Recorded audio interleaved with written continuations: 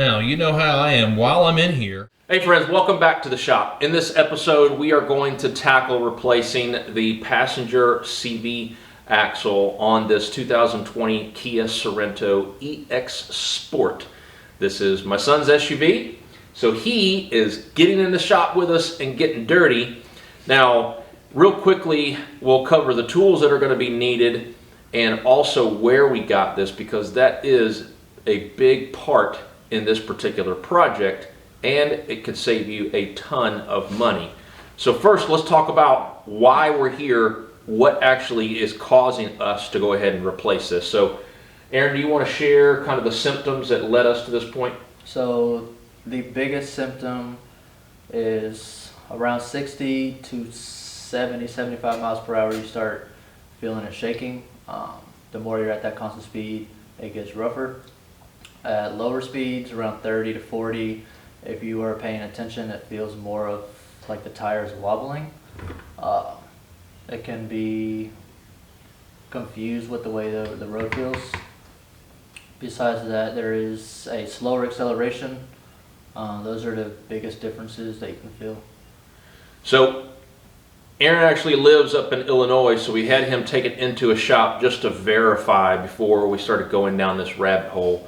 And they wanted to charge over $1,000 to actually do the job. One, it is a dealer part. So, but you do not have to get it at a dealer. I priced this CV axle at two different dealers here in Ohio. The first one wanted over $700 for it. The second one wanted over $900 for it. I'm going to post the link to where we ended up getting this for under $600. And there are two Kia parts websites that you can look at, you can compare. They are actual OEM parts, so you know that you're not getting knockoffs. And for this particular part, you can't get it anywhere else but through a Kia resource. So I'll post the link to those two sites online in the description box, so you can reference those two sites to include the part number that we are replacing it with, and a list of the parts that we're going to, or the tools that we're going to need to actually get this job done. So we're going to go ahead and jump into getting the vehicle up on jack stands, so that way we have full, unadulterated access to all the goodness inside. So we'll be right back. All right, now that we have the vehicle safely up on jack stands, our very first thing is to take off the brake pad assembly and the caliper. And it is held on by two 17mm bolts, one right there, and then one completely above that right there. All right, to get our center axle nut off first, you see that we've got two dimples holding the nut on. You'll need to get a sizable, like Phillips screwdriver, to kind of hammer in there, flatten out those nipples so they get out of the grooves. All right, to hold it there in place, we're going to take a sizable screwdriver. We're going to stick it into the rotor, kind of keep it forced there. Then we'll use our 32mm socket and the breaker bar first before we add a cheater bar and see if we have any luck with it.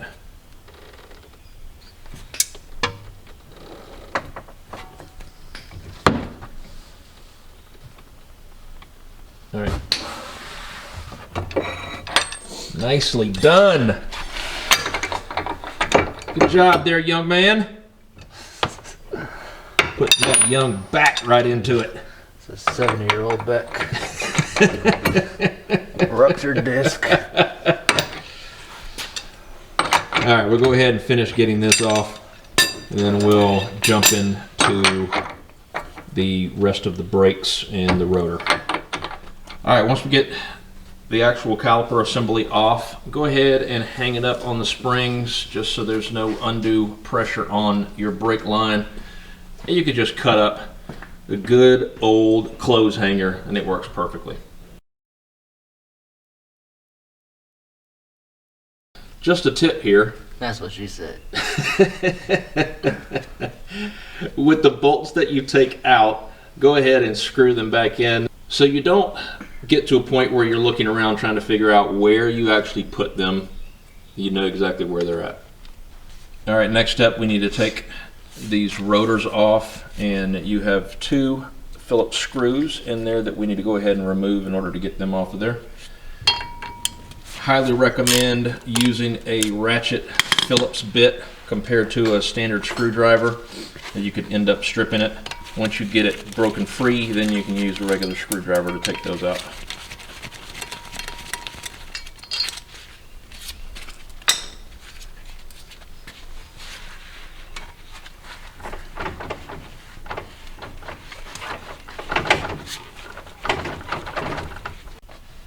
And if you find yourself in a position like we are where the rotors are just too damn stubborn to get off, part stores like AutoZone actually does the loaner tool program, and they've got the puller set that will fit these.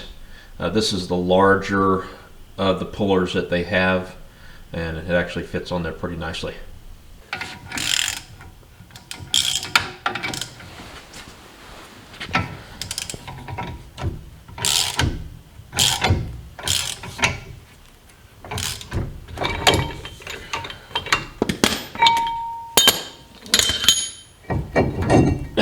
Yes. Now, you know how I am. While I'm in here, I might as well do this. So while we actually have the brakes taken apart, you might as well go ahead and inspect your rotors and pads. That way, if they need to be replaced, it's so much easier right now. All right, next part of the process is to remove the 10mm bolt holding in this line right here. All right, the next step are these 2 19mm bolts on the steering knuckle that we need to remove. You have a problem with the bolts getting out, just take a regular Phillips screwdriver and a hammer and just kind of tap it out from the other end. Super easy. Now, this should just come out from the steering knuckle. The steering knuckle should just pull free. There you go. Let that drop on down. All right, now we need to tap this to get the axle to come out. Okay.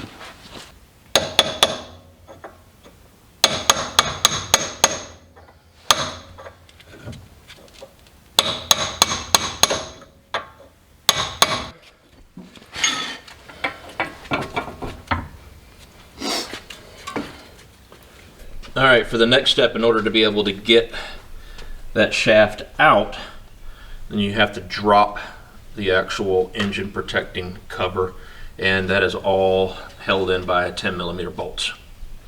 In order to be able to pull this out, once you get the engine protection cover off, that's when you'll need a hammer and a good old-fashioned crowbar, tire iron, whatever you want to call it, and you will lightly tap on this flat edge, and then it will slowly release itself off the splines. Now's a good time to go ahead and clean off all that goo that came from the busted CV. There, as well as there. Alright, for the new one, make sure that you do recognize there are splines inside of here that need to go back on, so don't force it. It should slide back onto the shaft fairly easily. It already comes pre-greased.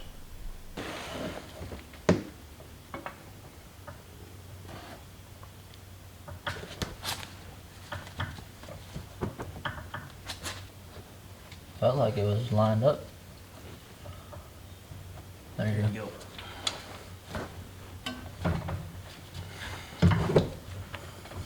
How far do I go? This, remember this, let go of this.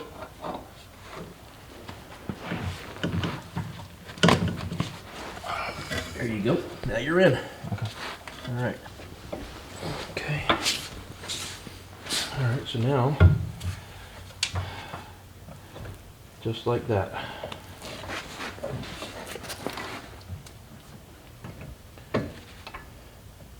Now remember, that's going to go underneath here. Get your knuckle back in there.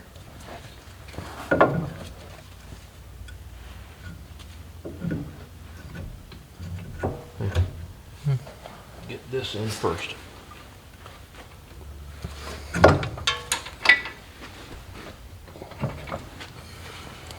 There you go. Now you're all the way through. Now you can line that up.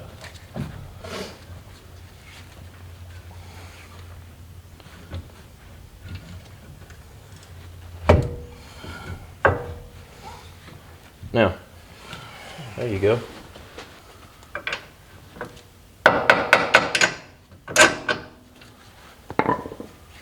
Nicely done.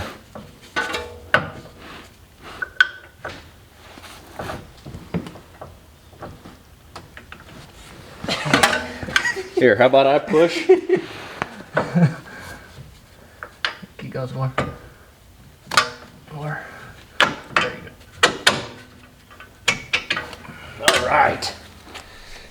All right, from here, everything is just in the reverse, and in the description box, I'll actually post what the torque settings are for each of these bolts. But that's it.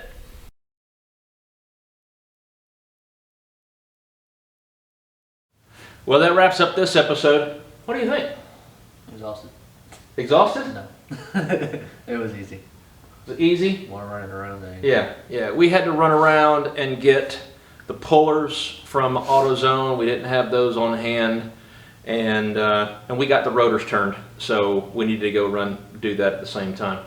So a little bit more time running around doing that than actually working and doing the rest of the work. But Maybe worth hours work. yeah, Less. good savings of $500-600 doing it yourself. Hell yeah. So if this episode really helped you out because you're getting ready to do this type of work, give us a thumbs up. Let us know in the comments what you think. But until next episode, take care, stay safe. We'll see you soon. Bye. Man, I get this work, work, work, work, work.